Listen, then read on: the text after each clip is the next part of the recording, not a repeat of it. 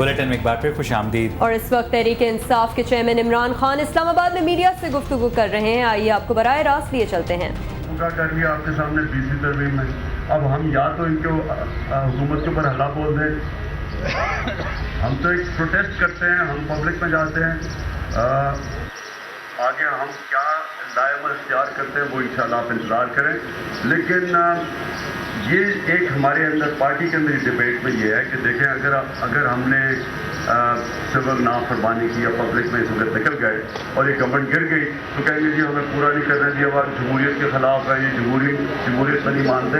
ये एक अंदर डिबेट चल रही है, लेकिन हो सकता है जिस तरह ये कर रहे हैं, हालात जा रहे हैं, हो सकता है हम निकल भी आए।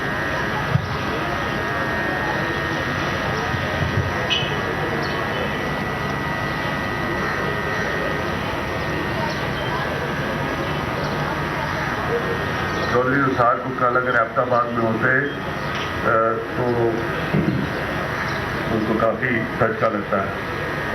चौधरी पेट्रोलियम मिनिस्टर निसार जो तीसरी दफ़ा मुंतज़र हैं। साथ के चेयरमैन इमरान खान इस्लामाबाद में प्रेस कॉन्फ्रेंस से खिताब कर रहे थे। और अब आपको बताते हैं कि सियाचिन में हल्की बारिश और बर्फबारी का सिलसिला शुरू होने की वजह से 11 सेक्टर में बर्फानी तोदे तले दब जाने वाले फौजी जवानों की बाजियाबी के लिए जारी इमदादी कार्रवाइयां मुतासिर हुई हैं। महकमा मौसमियात का कहना है कि सियाचिन के इंतहाई बुलंद मकामात पर कल और बुध को भी बर्फबारी मुतवक्की है, जिससे रेस्क्यू ऑपरेशन को मुश्किलात का सामना करना पड़ सकता है। ख्याल रहे कि बर्फानी तोदे तले दबे किसी फौजी जवान को 3 रोज गुजर जाने के बावजूद निकाला नहीं जा सका है।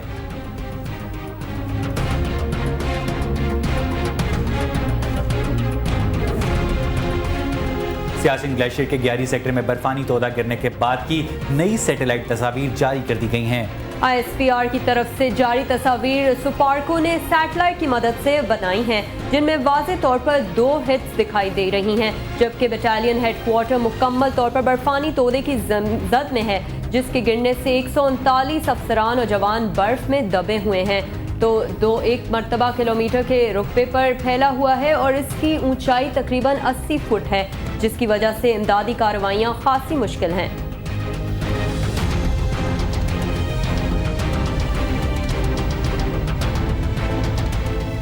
पाकिस्तान ने भारत की जानिब से सियाचिन में फंसे हुए फौजियों को निकालने में मदद की पेशकश का खैर मकदम किया है। दफ्तर खारजा से फराहम की गई मालूमात के मुताबिक कि भारत ने सियाचिन में फंसे हुए पाकिस्तानी फौजियों को निकालने में मदद की फराहमी की पेशकश की है, जिसका पाकिस्तान ने खैर मकदम किया है।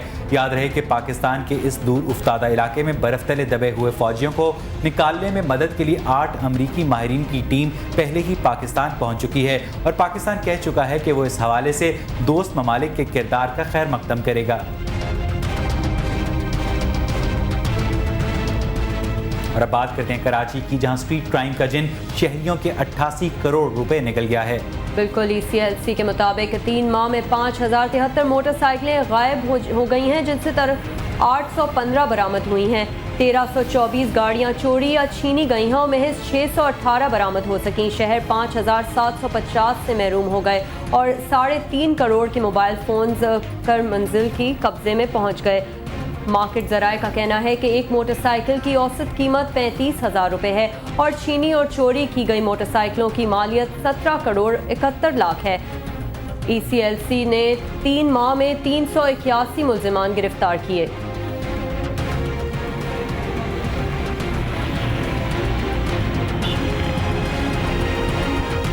कराची के इलाके बल्दिया में नामालूम अफराद की फायरिंग से सियासी तंजीम का कारकुन हलाक हो गया। बल्दिया नंबर 9 के इलाके में नामालूम मोटरसाइकिल सवारों की फायरिंग से सियासी तंजीम का कारकुन 31 साला मुख्तार हलाक हो गया। वाक़े के बाद इलाके में खौफ व हिरास फैल गया और अतराफ की दुकानें और मार्केट्स बंद हो गईं। पुलिस ने मकतूल की लाश तहवील में लेकर वाक़े की तफ्तीश शुरू कर दी है।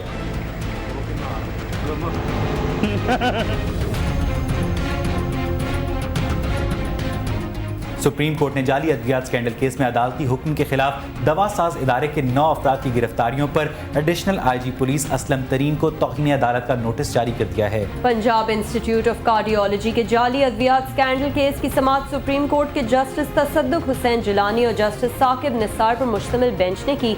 अद्विया साज इदारे के वकील खालिद रांझाने ने बताया कि सुप्रीम कोर्ट ने 30 जनवरी को पुलिस को गिरफ्तारियां न करने का हुक्म दिया था, इसके बावजूद लाहौर के थाना शादमान की पुलिस ने 9 अफराद को गिरफ्तार कर लिया जो तहकीकात में ताउन के लिए कराची से आए थे। अदालत के पहुंचने पर मुताल्लिका SHO ने बताया कि इसे अदालत ने हुक्म का दिया था कि उनके अफराद को एडिशनल IG के हुक्म पर गिरफ्तार करना पड़ा।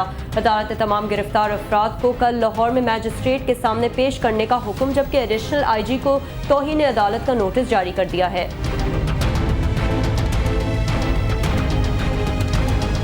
और अब कुछ बात बैनुल अक़वामी जगहों की। शामी हुकूमत की जानिब से फौजियों को शहरी इलाकों से वापस बुलाने के लिए मुखालफिन से तहरीरी जमानतों के मुतालबे और उनके इनकार के बाद जंग बंदी के मंसूबे की कामयाबियों के बारे में तशवीश बढ़ रही है। शामी हिज़्ब मुखालिफ का मानना है कि जंग बंदी का मंसूबा नाकाम हो जाएगा। हिज़्ब मुखालिफ के रहनुमाओं का कहना है कि वो पहले ही कह चुके हैं कि अगर हुकूमत जंग बंदी करेगी तो वो भी लड़ाई रोक देंगे। खबर रसां इदारे रॉयटर्स से बात करते हुए हिज़्ब मुखालिफ की मरकजी तंजीम फ्री सीरियन आर्मी के कर्नल रियाजुल असद का कहना था कि उनकी फौजों से किसी तहरीरी जमानत का मुतालबा नहीं किया गया। उन्होंने मजीद कहा कि हुकूमत इस अमन मंसूबे पर अमल दरामद नहीं करेगी और ये मंसूबा नाकाम हो जाएगा। इससे पहले हुकूमत ने जंग बंदी के लिए दी गई 10 अप्रैल की हतमी तारीख से 2 दिन कबल हिज़्ब मुखालिफ से तहरीरी जमानतों और बैरूनी हुकूमतों से हिज़्ब मुखालिफ को माली इमदाद न देने या उन्हें मुसल्लह न करने के वादों का मुतालबा किया था।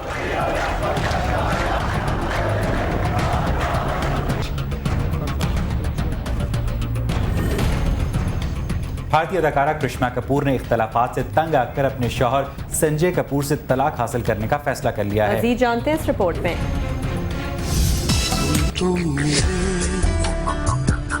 यूं प्यार में मिटने लगी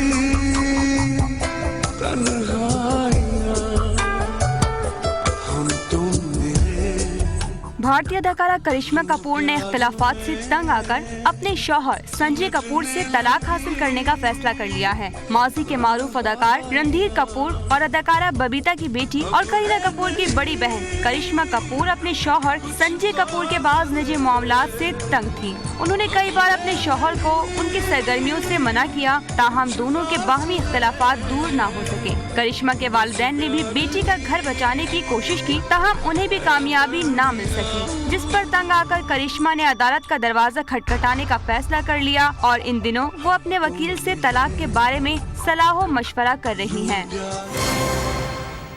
और यहाँ बुलेटिन में वक्त हुआ एक ब्रेक का। हमारे साथ रहिए।